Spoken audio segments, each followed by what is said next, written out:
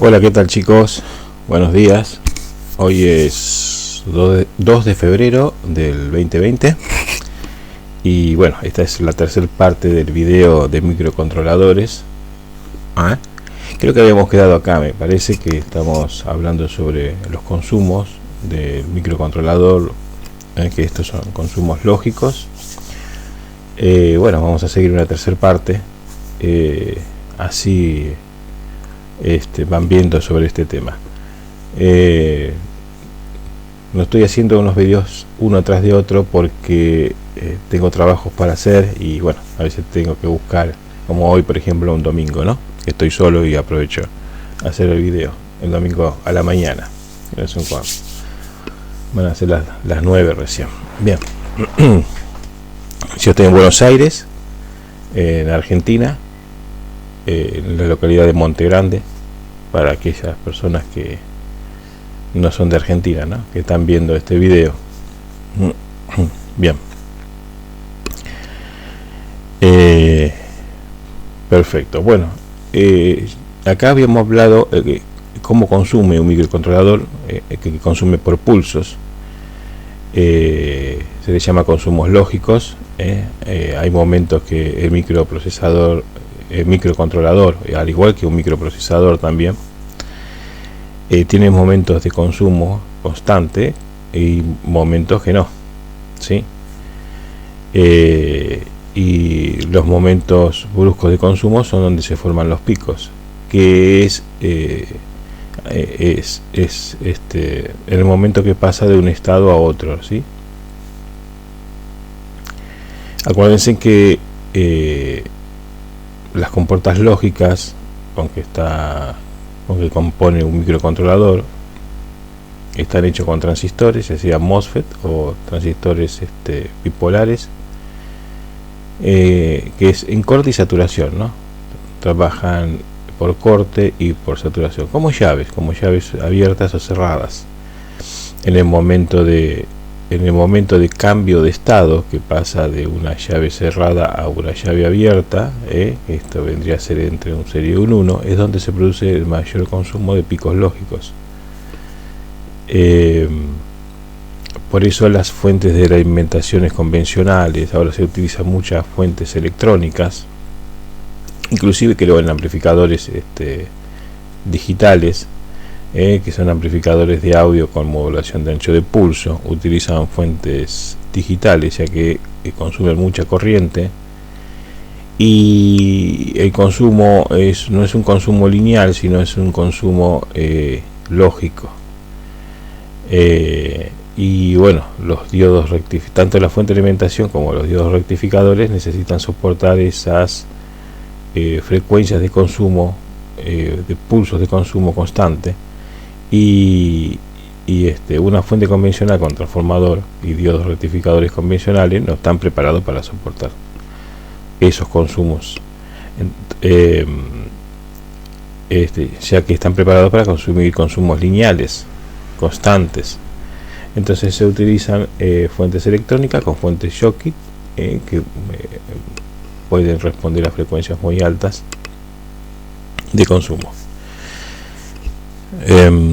Y aparte inclusive podemos, si un tamaño de un transformador de 10 amperes por ejemplo, es un transformador bastante robusto, bastante grande, y una fuente electrónica de 10 amperes es mucho más chica. El consumo en línea es diferente, y bueno, inclusive ambos llevan transformadores, ya que uno es un transformador de conmutación y el otro no, pero el transformador convencional lleva mucha cantidad de cobre y tiene pérdidas considerables.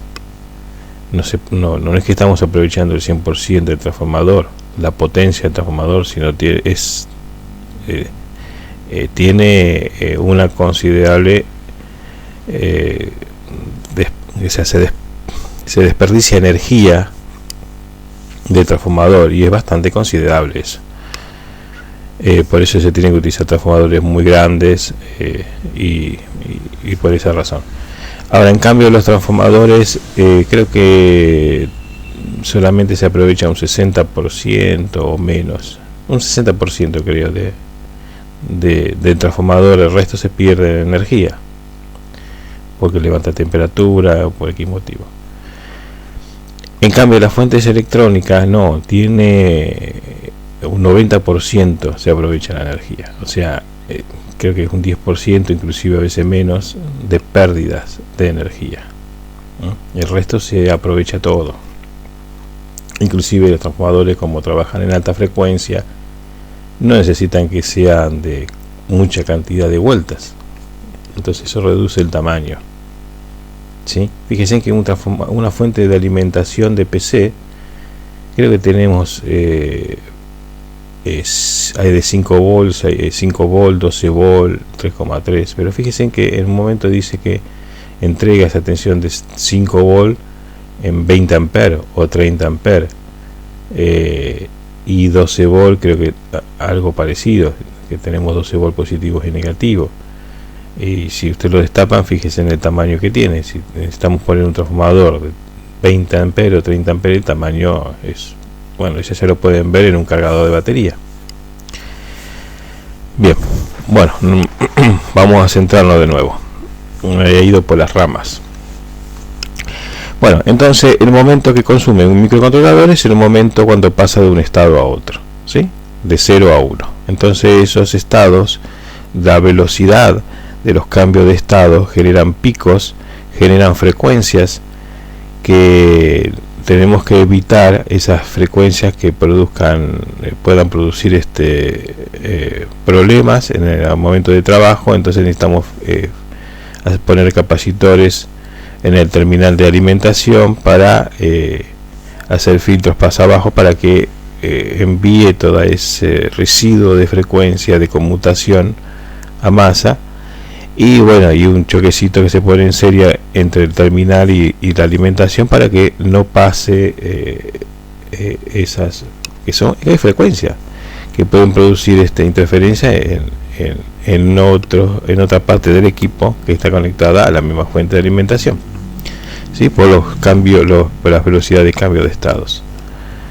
Hay momentos que no consume, sí, hay momentos que el microcontrolador no consume nada, muy poquito, lo mínimo indispensable, que es en estado de reposo o en estado de stand-by. Y hay momentos que sí consume porque está trabajando, porque los sensores están detectando, y tienen que haber cambios de estados tanto en las salidas como cálculos internos que hace. Entonces esto genera picos de consumo, ¿sí? Ahí se ve la gráfica, donde tengo el puntero del mouse acá. Aquí se ve la gráfica, y fíjense que acá está el momento de cambio de estado, llave conmutando, ya hay una llave abierta y acá una llave cerrada. Bien, fíjense que esta es una placa, por ejemplo, no me acuerdo si es de un televisor, de dónde era, pero en fin, fíjense que acá tenemos una serie de capacitores, estos capacitores están en paralelo, estos también. Son de diferentes valores. La desventaja de estos capacitores SMD, acá tenemos otro chiquitito, color marrón, que no tienen serigrafiado el valor, ¿no?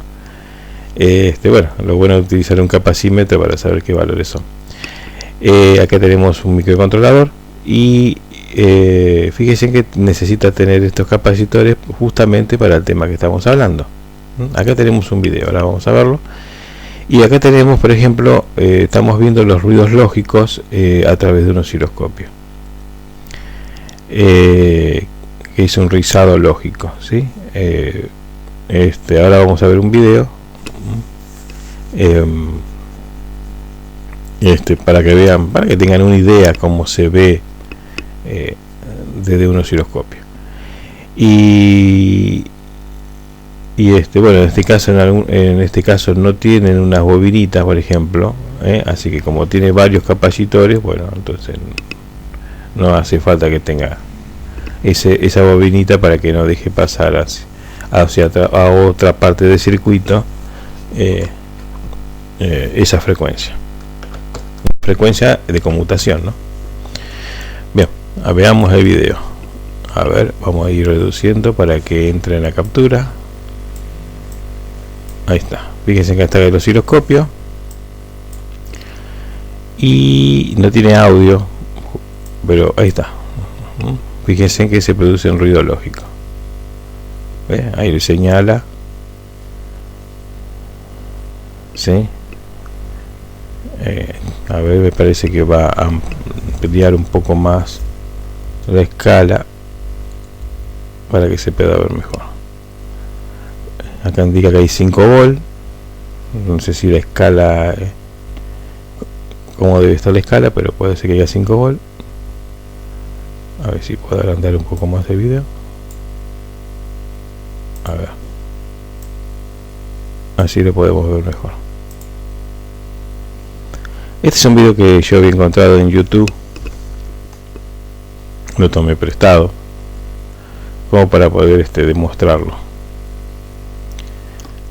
Fíjense en el ruido lógico en el momento de conmutación.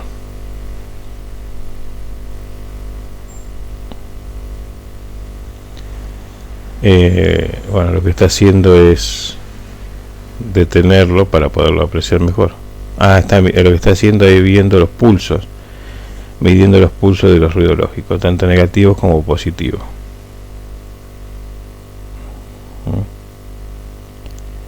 Esos son ruidos que no tendríamos que dejar pasar al resto del circuito para no producir problemas,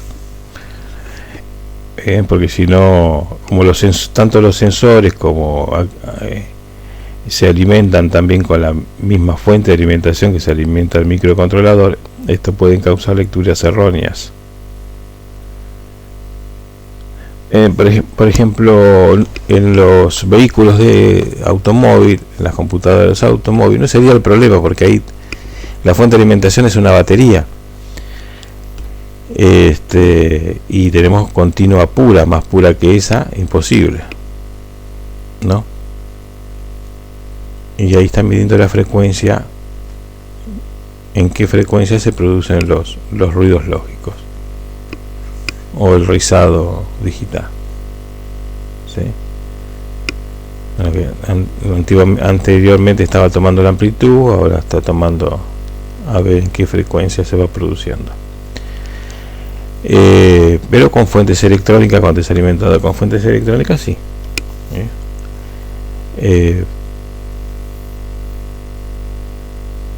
Bien, a ver que tenemos un poquito más adelante acá.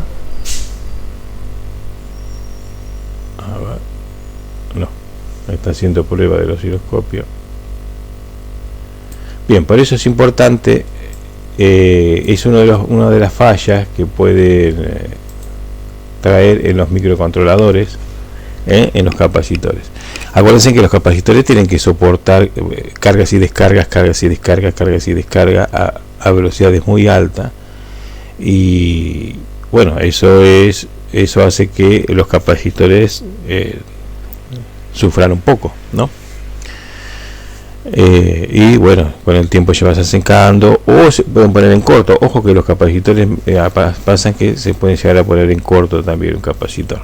Encima, posiblemente uno tiene varios capacitores en corto, tiene varios capacitores en paralelo, mejor dicho, quiero decir.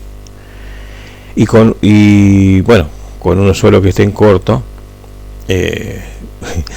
cuando voy a hacer la medición con un capacitor puesto, me marca como que están todos en corto, pero realmente es uno, porque está en paralelo. Entonces tenemos que ir sacando uno por uno para ver cuál es que está en corto.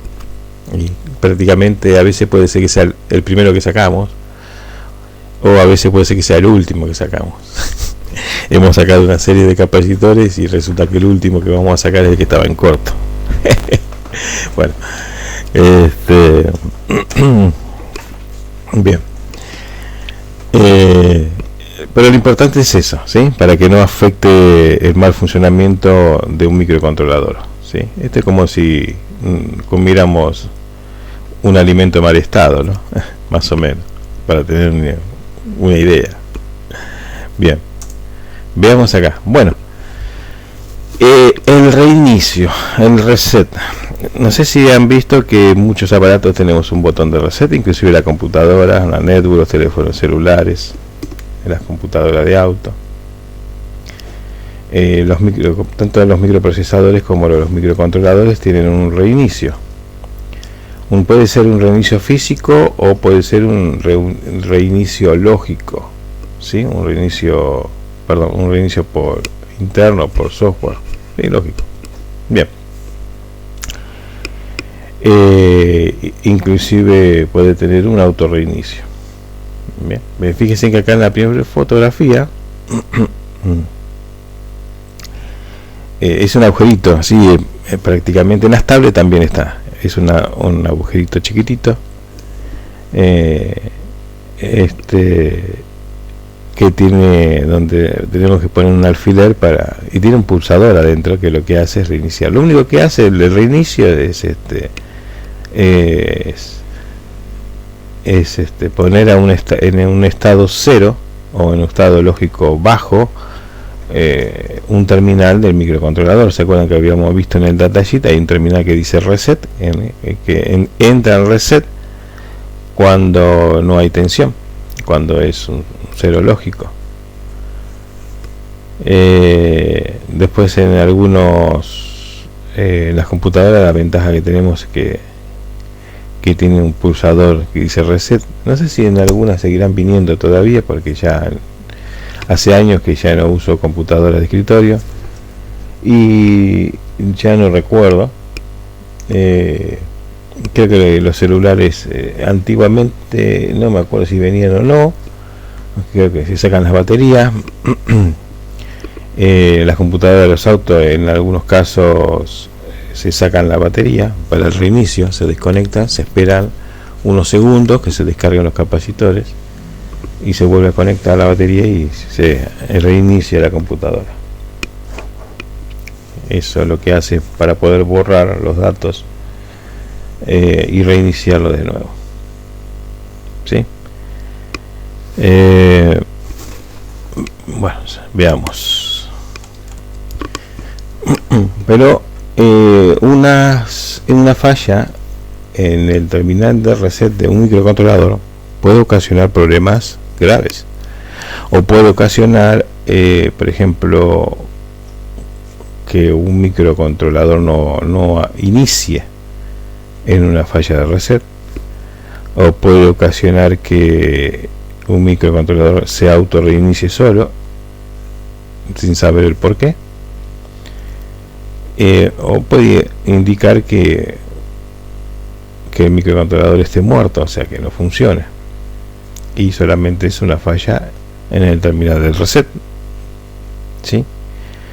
Acá hay un pequeño circuito, si podemos observar, dice reset y tiene una línea arriba, eso quiere decir que es un reset negado, necesita tener un cero lógico para que se resete. Tenemos un pulsador, que en este caso acá, y tenemos una resistencia de pull-up, que esto va conectado a la tensión positiva, a los 5 volts o 3,3 volts, para mantener un estado alto. Mientras sea un estado alto no está reseteado,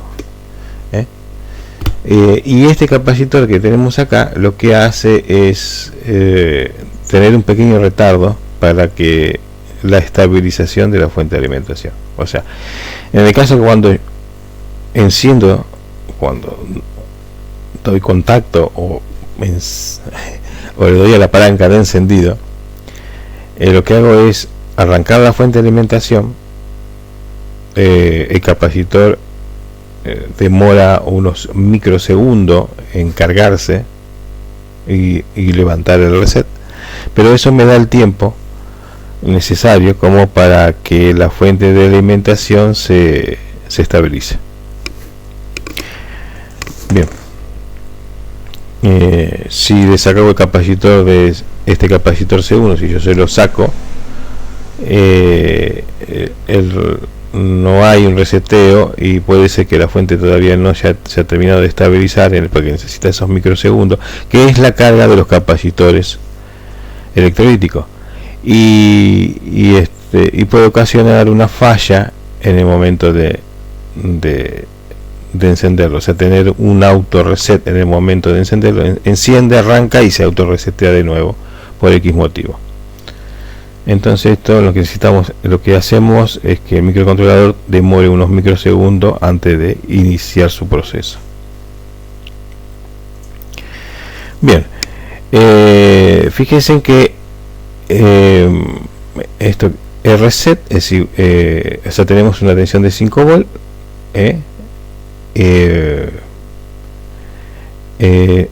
pero mientras tengamos en ese terminal 5 volt o 3,3 en algunos casos de algunos microcontroladores, no hay un reinicio, ¿sí?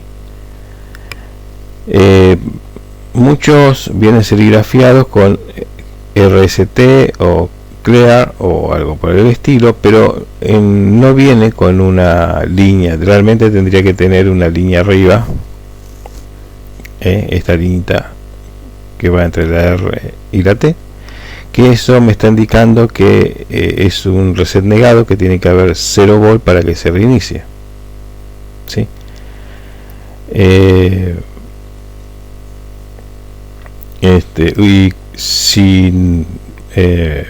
Y si en algunos circuitos no viene con esta línea negada, porque vienen serigrafiados que dicen RST o Clear o dice reset directamente, y no viene con esta línea, bueno, tienen que tomarlo que dice se resetea con 0 volt. Si yo, por ejemplo, ese terminal en el momento que está funcionando, yo tengo un aparato funcionando perfectamente bien, el microcontrolador trabaja normalmente, y si yo justo voy al terminal de reset y lo mando a masa, o sea, hago un cortocircuito con masa para que llegue a 0 volt, el microcontrolador se va a resetear, o sea, el equipo se va a apagar, porque forcé el reseteo. Y antiguamente los microcontroladores muy viejos, creo que se mandaba los 5 volt a masa directamente. El microcontrolador se alimentaba a través de una resistencia y se mandaban esos 5 volt a masa para cortar la alimentación del microcontrolador y resetearlo. Bien, perfecto. Acá tenemos tres circuitos de reset de microcontroladores. Fíjense en el circuito número 1. Vamos al circuito de acá arriba. Fíjense que hay una demora un tiempo. Hay una demora de un tiempo para que alcance la tensión de 5 volt o de 3,3 volt, depende del microcontrolador, y salga del reset, ¿sí? Bueno, ese es un circuito básico, ¿sí? De reset. Una de las fallas que puede tener, por ejemplo, en un circuito básico, es que C1, que es este capacitor que está acá, un capacitor debe ser de 1 microfaradio, muy chiquitito, esté seco, o sea, desvalorizado, y es como si no estuviera. O si no, esta resistencia que acá dice R1, pero no se llega a notar, puede ser que esté alterada o esté abierta, entonces queda constantemente reseteado. Ese es uno de los problemas que puede ocasionar en un circuito de reset, ¿sí? Pero bueno, ese es un circuito simple. Normalmente es muy usado en muchos circuitos, que en microcontroladores, y se evitan costos, aunque costos de transistores, ustedes dicen, bueno, pero no vale nada, pero bueno, pero en millones de fabricación se van evitando costos. Y bueno, para circuitos con microcontroladores simples como electrodoméstico no hace falta tener un reset complejo. Bueno, el segundo circuito, acá, el de acá del medio, en que acá tenemos la gráfica, demora un poco más, inclusive, pero después crece bruscamente, le da un poco más tiempo antes de arrancar. Fíjense que tenemos un transistor, ¿sí?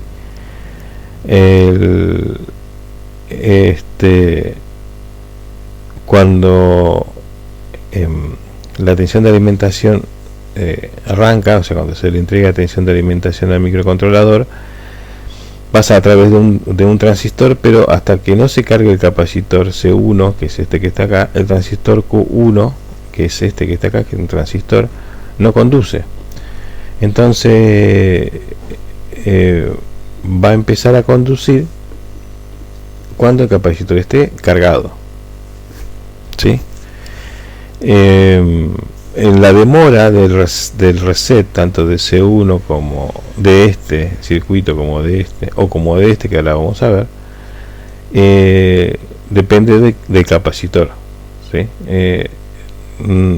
Siempre se utiliza de un microfaradio mayormente, o de 2,2 o de 4,7, pero no es mucho más alto. Si no, la demora del inicio, ya en vez de estar hablando de microsegundos, ya estamos hablando de segundos. Bien, esto también puede producir fallas, puede producir fallas en el transistor. Acuérdense en que este transistor trabaja también por sistema de saturación o corte, así que puede haber un problema entre colector y emisor y el transistor no conducir o conduce erróneamente, o porque si tenemos problemas acá en el capacitor, si tenemos problemas de capacitor, que el capacitor se seca, no tenemos un reset correspondiente, y podemos tener el mismo problema, o sea, un microcontrolador que se puede resetear solo, o directamente puede ser que esté un segundito, por favor, quería tomar un poquito de agua, o puede ocasionar que no arranque, entonces yo hago todas las mediciones y digo, bueno, el microcontrolador está muerto, o un microprocesador está muerto, lo cambio y sigo con la misma falla. Y eso es porque no tuve en cuenta la medición de la tensión de reset. Y fíjense que en el circuito de abajo el reset es tarda un poco más, pero después, una vez que pasó un lapso de tiempo, es mucho más brusco, o sea, el reseteo es rápido. Y fíjense que acá tenemos un chip que se encarga de trabajar como un circuito de reset, que esto debe tener un formato como un transistor. A veces uno puede confundirlo como un transistor. Así que tenemos tres circuitos diferentes, y la falla comúnmente es en los capacitores, ¿sí? Aunque puede ser transistor, puede ser este circuito integrado de reset, o alguna resistencia alterada, pero mayormente siempre son los capacitores que se van secando, ¿sí? Fíjense, bueno, el circuito clásico sobre el C1 lo que hace es, en el capacitor del circuito de acá arriba, es crecer lentamente la tensión, ¿sí? Y una vez que la tensión creció lentamente, sale del cero lógico y pasa a un estado 1, y bueno, el microcontrolador arranca. El segundo, el capacitor, cuando se carga, lo que hace, demora un poco más, pero necesita alcanzar que la tensión de base pueda superar la tensión de barrera, para que el transistor pueda conducir. Entonces ya tenemos que pasa a un estado de 0 a un estado 1. Ahora, en todos los casos el reset se mantiene bajo durante un instante de tiempo. En todos los casos el reset se mantiene bajo, suficiente como para que el microprocesador o el microcontrolador se resete, y luego pasa a un estado alto para que no se esté reseteando constantemente y arranque. Ahora, ¿puede producirse falla en este sector? Sí, por eso ya les dije. Una falla en un circuito de reset puede traernos un dolor de cabeza bastante grande, tanto en equipos de audios, en televisores, en computadoras de autos, y bueno, aparatos electrodomésticos. Prácticamente los capacitores que vienen ahí son capacitores comunes. Podríamos utilizar capacitores de tantalio, electrolíticos de tantalio, para el circuito de reset. Son capacitores electrolíticos caros, pero es un capacitor que no muy bueno, no se desvaloriza fácilmente, y por lo menos mucho mejor que los capacitores electrolíticos comunes. No solamente va perdiendo el valor por su uso, sino se va perdiendo el valor por no usarse, por el tiempo que no se usa tanto el capacitor o el aparato en sí, ¿no? Bien, así que tengan en cuenta que una falla en el circuito de reset puede traernos un dolor de cabeza, y nosotros vamos a pensar que el microcontrolador está con problema, lo vamos a cambiar, vamos a poner en marcha el aparato y nos vamos a encontrar que hace el mismo problema.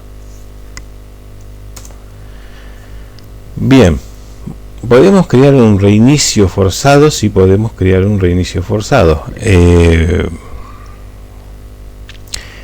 pero necesitamos saber que el problema está ahí, porque dentro del microcontrolador, partes del pin del reset tiene una serie de circuitos, ¿sí? Podemos forzarlo,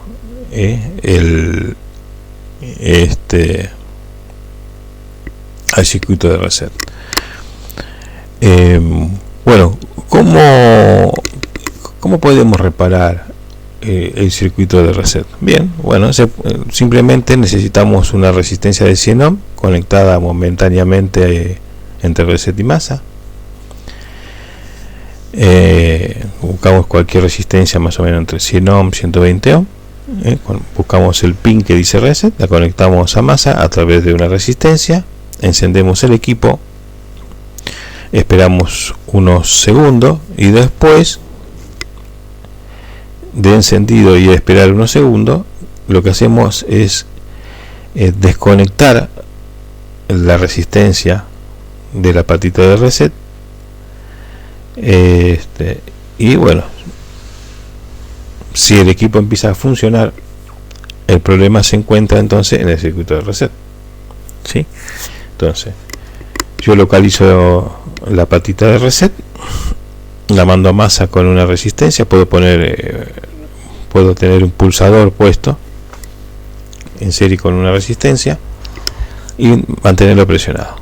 Enciendo el equipo, espero unos segundos y suelto el pulsador, lo cual me desconecta la resistencia de 100 ohm, y el equipo arranca. Voilà, arrancó todo, prende todo, funciona todo perfecto. Entonces ahí me doy cuenta que está en el circuito de reset.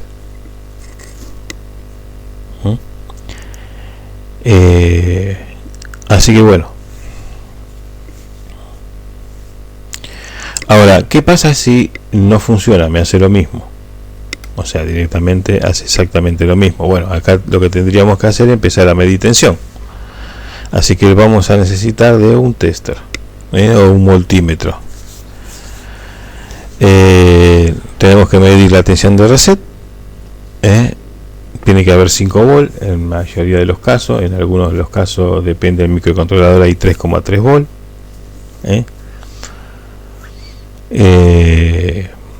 Entonces Si no tenemos esa tensión, una vez que encendemos el aparato, esa tensión no está. Acuérdense que cuando vez que lo encendemos son microsegundos lo que pasa, lo que tiene que pasar para cargar el capacitor. Bueno, si no tenemos la tensión de 5 volts, quiere decir que ya tenemos problemas en los circuitos asociados que alimenta ese terminal. O algo pasa que no levanta esa tensión. Inclusive puede ser que el terminal de reset dentro del microcontrolador esté en corto. Ahí sí sería problema del microcontrolador.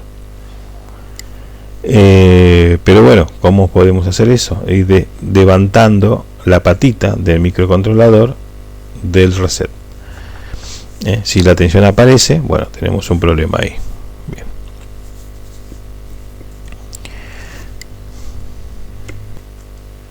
Otra de las cosas, por ejemplo, si no quieren desoldar la patita de reset porque es muy incómodo, pueden medir con un tester o con el multímetro en escala de resistencia y conectar el multímetro entre masa y la patita de reset. Si tiene que dar más o menos un valor de 1000 ohm, 1200, 1300, 1500, o sea, si los valores es por debajo de 1K, por debajo de 1000 ohm, entonces sí tenemos un corto, tenemos un problema en el terminal de reset, ¿sí? Entonces ahí sería el problema que hace que no tengamos la tensión necesaria para que el microcontrolador arranque, ¿sí? Entonces, si la medición dice lo contrario, que tenemos 1000 ohm por lo menos o por arriba de los 1000 ohm, entonces quiere decir que el problema no está en el microcontrolador, sino el problema está en los circuitos asociados a la conexión de reset. Bien, otro problema es donde el problema va a ser en los circuitos integrados, los tipos VGA, que son esos circuitos integrados que tienen las patitas de por debajo, que son cuadrados y no están en los costados, sino están debajo, como los microprocesadores de las computadoras. Y bueno, uno de esos terminales es el reset. El tema es cómo localizarlo si no tenemos un datasheet y cómo llegar a medir ahí, ¿no? Ese es otro problema. Pero bueno, esto, lo que estoy explicando, va para cualquier microcontrolador. Así que, pero para los otros microcontroladores que sus pines están a la vista, no sería ese el problema. Bueno, ahora, ¿qué podemos hacer si los circuitos asociados de reset están todos bien, como resistencia, capacitor, transistores, o el circuito o el chip de reset están todos bien, y el problema lo tenemos en la terminal en el pin de reset del microcontrolador, porque la impedancia es baja, porque no da mucho menos de 1000 ohm, unos 700 ohm, 500 ohm. Bueno, podríamos hacer, por ejemplo, un reinicio forzado, pero esto puede ser que funcione o puede ser que muera en el intento el microcontrolador, porque lo que estamos haciendo es forzar esa tensión. Si veremos acá, podemos observar que tenemos un circuito, lo que está entre la línea, hay dos circuitos, son dos circuitos porque uno es un reset con transistor y el otro es un reset con un chip. Y bueno, lo que está dentro de la línea puntiaguda es un transistor y una resistencia. Es como si conectáramos el pin directamente a la tensión de alimentación, pero a través de una resistencia de 100 ohm. Entonces lo que estamos haciendo es elevar esa tensión de los 5 volts un poquito más arriba de lo que tiene que recibir, y estamos haciendo un reinicio forzado.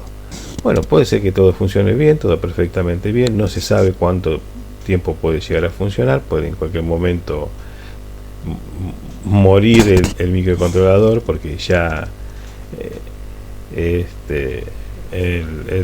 reinicio forzado termina dañando ese sector, o puede morir en el intento. Pero bueno, en estos casos si ya está el microcontrolador está perdido, o sea, si está dado por perdido, ya no sería mala idea de andar haciendo pruebas, ¿no? Pero bueno, hay que tener en cuenta eso, puede funcionar como puede morir en el intento. Pero eso se hace en el caso de que en el terminal de baja impedancia y que no sean los circuitos asociados a la tensión de alimentación del reset. ¿Sí? Bien. Por eso ya le dije que si usted conecta a masa el terminal de reset a través de una resistencia de 100 ohm, encienden el equipo, esperan unos segundos, desconectan el reset y el equipo arranca, entonces no lo tenemos el problema en el terminal del reset. Podemos decir, bueno, no está el problema en el microcontrolador, entonces tengo el problema en los circuitos asociados. Los circuitos asociados son muy pequeños, son poquitos componentes, puede haber dos resistencias, un capacitor y un transistor, o simplemente una resistencia y un capacitor, se cambia todo y se acabó el problema. Bien. Bueno, también tenemos, por ejemplo, un reinicio por software. Tenemos un reinicio acá porque el microcontrolador posiblemente quedó colgado en una secuencia y se auto reinicia solo para salir. Por ejemplo, fíjense que con la computadora se cuelga, lo que hace es se colgó, se quedó en un bucle que no puede salir de ahí, de donde está. Y bueno, ¿qué hacemos? Apretamos el botón reset y listo.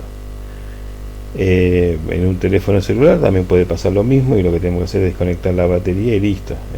Había uno de los casos que creo que era el Motorola, si no me equivoco, o en otro también teléfonos celulares, que está la batería dentro pero está la tapa atornillada y ahí había un problema, había que destornillar y desconectar la batería. Pero bueno, en microcontroladores tiene un reseteo por software, se auto resetea, puede quedar en un bucle porque un sensor tiene algún problema, o por una lectura errónea, o por X motivo, por un cálculo matemático, porque el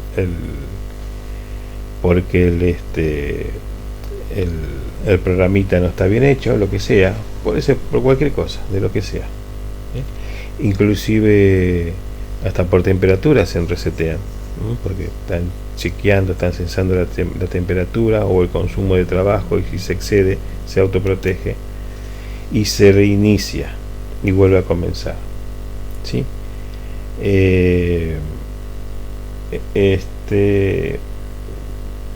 Algunos de los casos en los microcontroladores PIC tienen eso, pero eso depende, porque uno cuando va a quemar cuando va a programar el microcontrolador, si quiere lo puede setear para que esto produzca, ¿no? Mayormente casi nadie lo setea, y en microcontroladores Arduino, en programación de este tema, creo que ni se toca tampoco, pero en microcontroladores Pixie y se puede setear en el momento de grabarlo para que lo haga. Creo que se llama Watchdog o perro guardián o algo así por el estilo, que cuando se cuelga por un bucle se autorresetea para poder salir. Creo que en Arduino no está eso, yo no me recuerdo en este momento, no quiero decir cualquier cosa por otra pero es interesante que para los que programan microcontroladores y no le han tocado este tema, que puedan buscar sobre eso, ¿sí? Que eso les va a ayudar bastante, porque si hacen un diseño y se cuelga por una lectora errónea de un sensor o de otros sensores o lo que sea, se puede autorresetear y salir de eso, y volver a comenzar. A veces se autorresetea, sigue leyendo y se vuelve a colgar y se autorresetea y ahí no sale, ¿no? Entonces ya ese es un problema más grave, porque debe ser un problema de sensores. Acá ya no estamos hablando de un reseteo físico, estamos hablando de un reseteo por software, un reseteo por un programa interno. Pero bueno, sí, se pueden setear o no se pueden setear en los microcontroladores. Bueno, no quiero ser tan extenso, a ver lo que viene. Bien, bueno, después, ahora no, voy a cortarlo acá para que no se haga tan extenso. Con el tema de los microcontroladores, yo quería hablar bien sobre, hacerlo un poquito más extenso sobre el terminal de reset, porque es una de las fallas muy comunes. Tengan en cuenta, en el momento de, lo primero que hay que hacer es revisar si la alimentación, que le llegue la tensión de alimentación adecuada al microcontrolador, y la tensión de reset. Y después vamos a ver después sobre el reloj interno, que también es otro problema grave que puede causar en los microcontroladores. Pero cuando en un momento de reparar o localizar una falla en un microcontrolador, tengan en cuenta es el terminal de reset. Fíjense en que si la impedancia es baja o no, para saber si está en el chip o no, o en los circuitos asociados, y cómo hacer pruebas. Yo ya les expliqué más o menos para que tengan una idea. Pueden tener un equipo que esté funcionando y pueden hacer pruebas. No hagan pruebas con equipos de clientes, porque después les puede salir mal y después pueden tener un problema grave. Pero pueden utilizar un equipo suyo que ustedes puedan tener. Pueden conseguir un equipo que funcione, pero para que lo tengan como caballito como chanchito de la India o como ratón de laboratorio para hacer pruebas. Entonces, a veces creando fallas, podemos saber qué es lo que hace, porque a veces podemos, en tema de microcontroladores, lo que tiene que distintas fallas pueden producir el mismo síntoma. No es como la electrónica analógica, que pueden producir distintos síntomas con distintas fallas. Pero en la electrónica digital, distintas fallas producen el mismo síntoma. Eso es lo que tiene. Entonces, todo pareciera que siempre fuesen del mismo lugar. Sí, hace esto. Sí, ya sé dónde está. Y resulta que no es ahí. La falla es otra cosa, pero hace exactamente la misma falla, o sea, hace el mismo síntoma, mejor dicho. Sí, hace el mismo síntoma, pero la falla está en otro lado. Esto es como cuando en los equipos electrónicos, en los equipos de audio se llegan a ver también, cualquier problema que pueda tener, el microcontrolador no arranca. Entonces, no arranca porque puede ser por muchos factores. Porque está censando está censando todo, censa la parte lógica, la parte digital, las entradas y las salidas. Y entonces, un problema que haya en cualquier lugar, listo, directamente no arranca. Por eso les decía que cualquier falla puede producir el mismo síntoma. Bueno, un abrazo a todos, que tengan un buen domingo, que disfruten en familia. En el próximo video vamos a hablar sobre el senseo en los microcontroladores, que es muy interesante porque tenemos también la parte de backup en la parte de senseo, que esto va para cualquier aparato electrónico. Yo cuando hablo así es para la electrónica en general, no solamente enfocado a un sector solo. ¿Sí? Bueno, le mando un abrazo, que disfruten en familia y nos vemos en el cuarto video de microcontroladores. Bye bye.